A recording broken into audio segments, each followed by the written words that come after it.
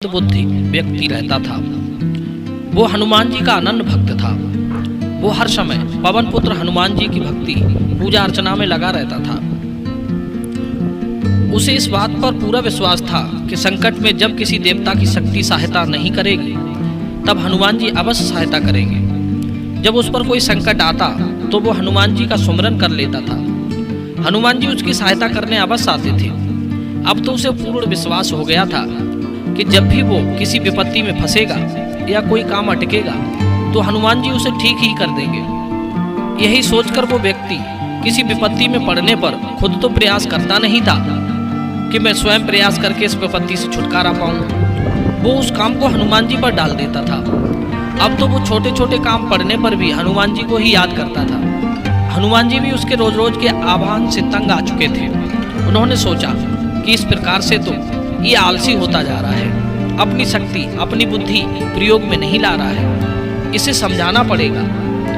मंदबुद्धि किसानी का धंधा करता था।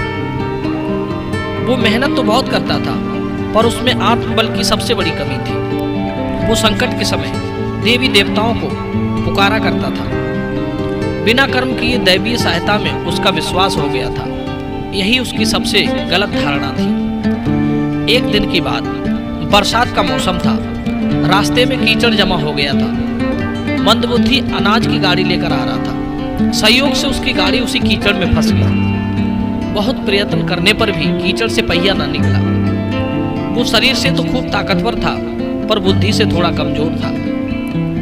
अब गाड़ी के फंस जाने पर उसने अपनी ताकत तो नहीं लगाई बल्कि वो सभी देवी देवताओं को उनके नाम ले लेकर अपनी सहायता के लिए बुलाने लगा।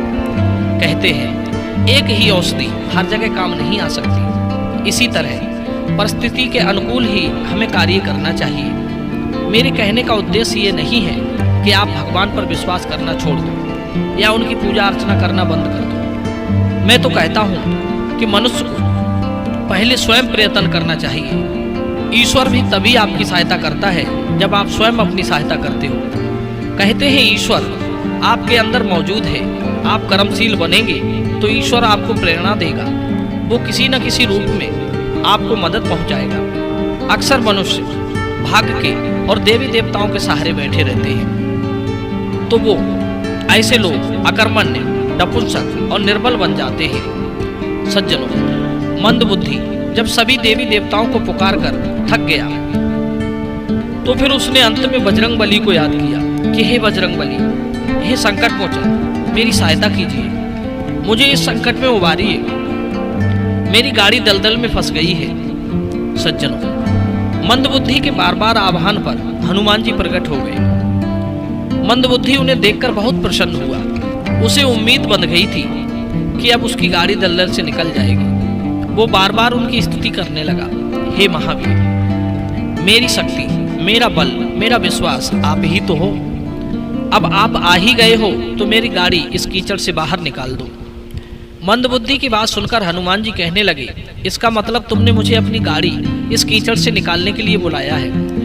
मंदबुद्धि कहने लगा, हे प्रभु, आपके सिवाय मैंने किसी को अपना विश्वास पात्र नहीं बनाया है। कृपा करके मेरी गाड़ी को कीचड़ से निकाल दीजिए।